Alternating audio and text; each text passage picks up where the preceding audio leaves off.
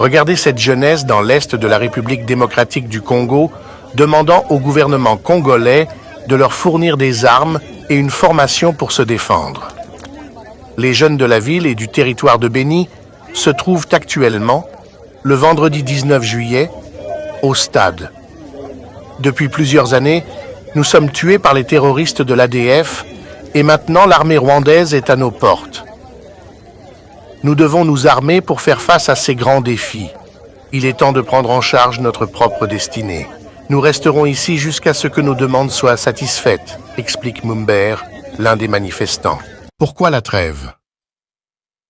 Kagame utilise la même méthode qu'en 1994.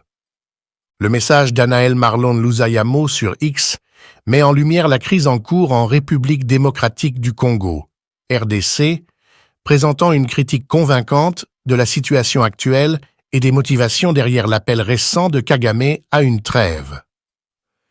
Cette revue examine les points clés soulevés par Anaël Marlon Lusayamo en fournissant une analyse détaillée des implications et des stratégies sous-jacentes en jeu. Anaël Marlon Lusayamo commence par réfuter l'hypothèse courante selon laquelle la trêve aurait été demandée pour faciliter le processus électoral de Kagame.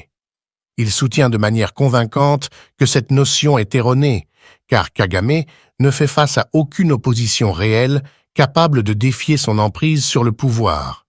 Cela soulève la question, quel est donc le véritable objectif de la trêve? Anaël Marlon Lusayamo souligne que le moment de la trêve est suspect, coïncidant avec des développements cruciaux au Conseil de sécurité des Nations Unies. La France et les États-Unis poussent des agendas différents, la France soutenant la SAMIDRC et les États-Unis préconisant l'option UNLIMITÉ.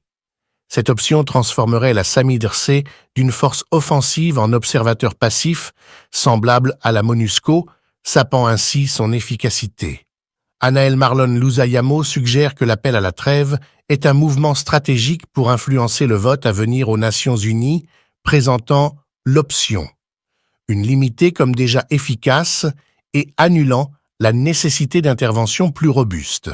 Cette perspective met en évidence un thème récurrent en politique internationale où des nations puissantes, comme les États-Unis, manipulent des situations pour maintenir leurs intérêts, souvent au détriment de la stabilité locale. L'aperçu d'Anaël Marlon Lusayamo sur la manière dont ces manœuvres servent à faire dérailler les efforts du président Tshisekedi souligne davantage la complexité et l'ingérence externe dans les affaires internes de la RDC. Anaël Marlon Lusayamo attire l'attention sur les tactiques changeantes de Kagame suite à la manipulation ratée du président Lourenço de l'Angola. L'attention se tourne maintenant vers la Tanzanie, Kagame tentant de recentrer les discussions là-bas. La mention de l'affirmation du ministre des Affaires étrangères tanzanien, selon laquelle la Tanzanie peut jouer un rôle de médiation dans le conflit, ajoute une couche supplémentaire d'intrigue, étant donné l'implication de la Tanzanie dans le conflit. Cette tentative de positionner la Tanzanie comme un arbitre neutre semble douteuse et intéressée. Un point frappant soulevé par Anaël Marlon Lusayamo est le parallèle tracé entre le conflit actuel et le génocide rwandais de 1994. La stratégie de parler et combattre de Kagame rappelle étrangement les tactiques passées, suggérant une approche calculée pour maintenir le contrôle et l'influence par la violence et la négociation. La conclusion d'Anaël Marlon. Lusayamo élargit la portée du conflit au-delà de la simple exploitation des ressources. Il met en avant l'aspect du capital humain, les pays voisins voyant la population de la RDC comme un marché lucratif. Cette perspective ajoute de la profondeur à la compréhension du conflit, soulignant la nature multifacette des motivations derrière la violence en cours. Le message d'Anaël Marlon Lusayamo est un rappel puissant des complexités et des influences externes qui façonnent le conflit en RDC. Il expose les agendas cachés, les jeux de pouvoir régionaux et les continuités historiques qui perpétuent l'instabilité.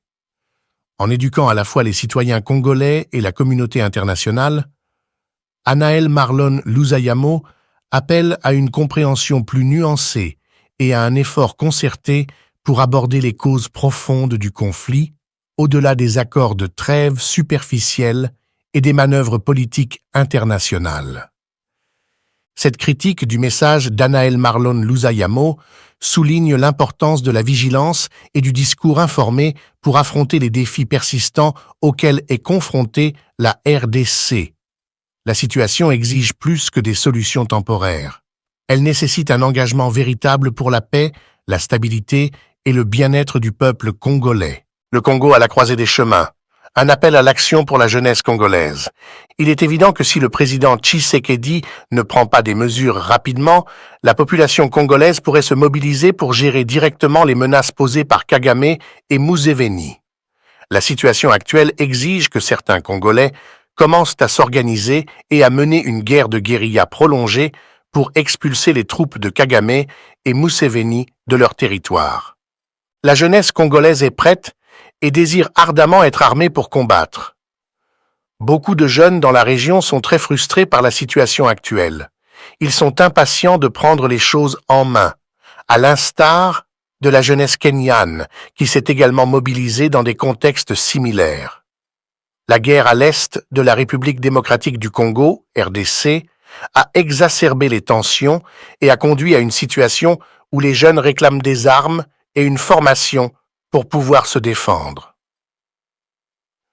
Le vendredi 19 juillet, les jeunes de la ville et du territoire de Béni se sont rassemblés au stade pour demander au gouvernement congolais de leur fournir des armes et une formation adéquate. Depuis plusieurs années, nous sommes tués par les terroristes de l'ADF et maintenant l'armée rwandaise est à nos portes. Nous devons nous armer pour faire face à ces grands défis. Il est temps de prendre notre destin en main, explique Mumbere, l'un des manifestants. Les manifestants ont clairement exprimé leur détermination à rester sur place jusqu'à ce que leur demande soit satisfaite. Cette mobilisation montre l'ampleur de la frustration et de la détermination de la jeunesse congolaise. Ils ne veulent plus être des victimes passives des conflits qui ravagent leur région. Au lieu de cela, ils veulent jouer un rôle actif dans la défense de leur pays. La situation à l'est du Congo est devenue intolérable pour beaucoup. Les attaques répétées des groupes armés et la présence de troupes étrangères ont poussé la population locale à bout. Les jeunes, en particulier, ressentent une urgence d'agir pour protéger leurs familles et leur communauté. Leur appel à l'armement et à la formation militaire est un cri de désespoir, mais aussi de courage et de résilience. Il est crucial que le gouvernement congolais écoute ces voix et prenne des mesures concrètes pour répondre à leurs demandes. La fourniture d'armes et de formation militaire pourrait être une solution, mais elle doit être accompagnée de stratégies plus larges visant à résoudre les causes profondes du conflit. La paix durable ne pourra être atteinte qu'en abordant les problèmes de gouvernance, de développement économique et de justice sociale qui alimentent la violence. La mobilisation des jeunes à Béni pourrait être le début d'un mouvement plus large à travers le Congo, un mouvement qui pousse pour un changement radical et durable.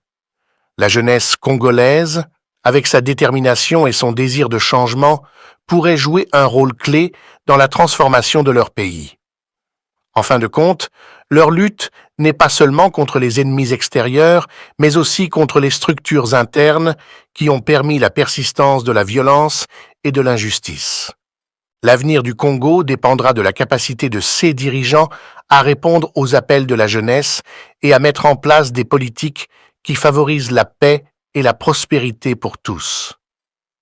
Les événements de Béni sont un rappel puissant que le changement est possible, mais il nécessite courage, détermination et une action collective.